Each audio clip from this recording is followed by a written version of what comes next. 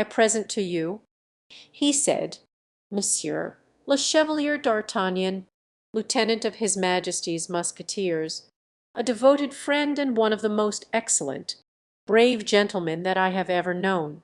D'Artagnan received the compliments of those who were present in his own way, and whilst the conversation became general he looked earnestly at Athos.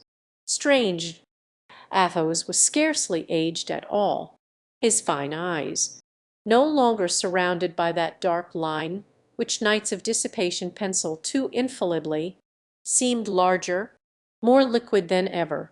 His face, a little elongated, had gained in calm dignity what it had lost in feverish excitement. His hand, always wonderfully beautiful and strong, was set off by a ruffle of lace, like certain hands by Titian and Vandyck. He was less stiff than formerly. His long, dark hair, softly powdered here and there with silver tendrils, fell elegantly over his shoulders in wavy curls. His voice was still youthful, as if belonging to a Hercules of 25, and his magnificent teeth, which he had preserved white and sound, gave an indescribable charm to his smile. Meanwhile the guests, seeing that the two friends were longing to be alone, prepared to depart, when a noise of dogs barking resounded through the courtyard, and many persons said at the same moment, "Ah, 'tis Raoul, who is come home." Athos, as the name of Raoul was pronounced, looked inquisitively at D'Artagnan, in order to see if any curiosity was painted on his face.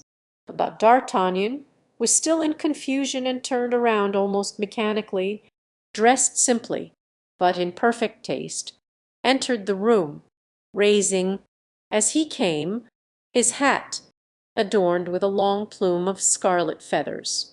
Nevertheless, D'Artagnan was struck by the appearance of this new personage. It seemed to explain to him the change in Athos.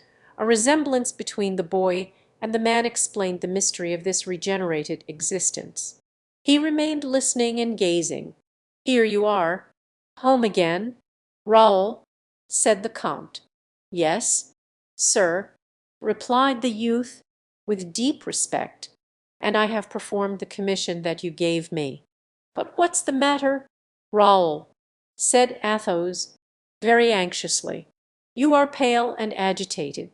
"Sir," replied the young man, "it is on account of an accident which has happened to our little neighbor." "To Mademoiselle de la Valliere?" asked Athos. Quickly. "What is it?" cried many persons present. "She was walking with her nurse Marceline, in the place where the woodman cut the wood, when, passing on horseback, I stopped.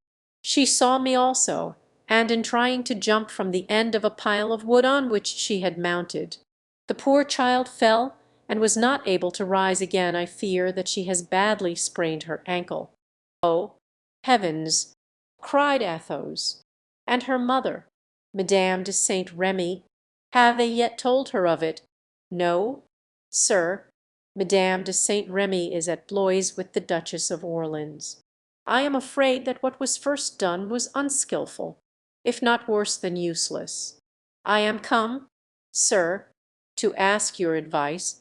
Send directly to Blois, Raoul, or, rather, take horse and ride immediately yourself." Raoul bowed. "But where is Louise?" asked the count.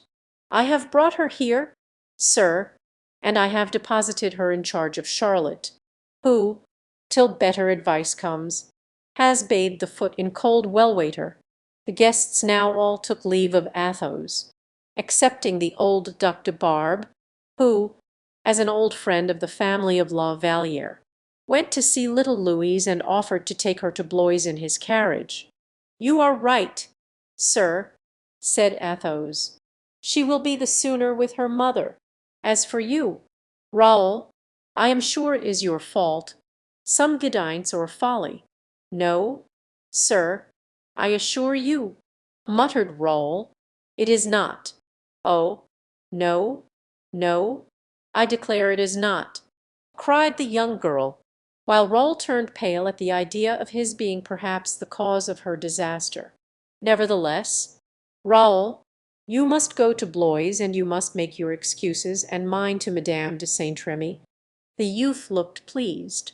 He again took in his strong arms the little girl, whose pretty golden head and smiling face rested on his shoulder, and placed her gently in the carriage, then jumping on his horse with the elegance of a first-rate esquire, after bowing to Athos and D'Artagnan, he went off close by the door of the carriage, on somebody inside of which his eyes were riveted.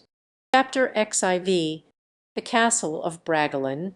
Whilst this scene was going on, D'Artagnan remained with open mouth and a confused gaze. Everything had turned out so differently from what he expected that he was stupefed with wonder. Athos, who had been observing him and guessing his thoughts, took his arm and led him into the garden, whilst supper is being prepared. He said, smiling, "You will not, my friend, be sorry to have the mystery which so puzzles you cleared up." "True, Monsieur le Comte," replied D'Artagnan, who felt that by degrees Athos was resuming that great influence which aristocracy had over him. Athos smiled. "First and foremost, dear D'Artagnan, we have no title such as count here. When I call you chevalier, it is in presenting you to my guests, that they may know who you are. But to you, D'Artagnan, I am, I hope, still dear Athos, your comrade, your friend. Do you intend to stand on ceremony because you are less attached to me than you were?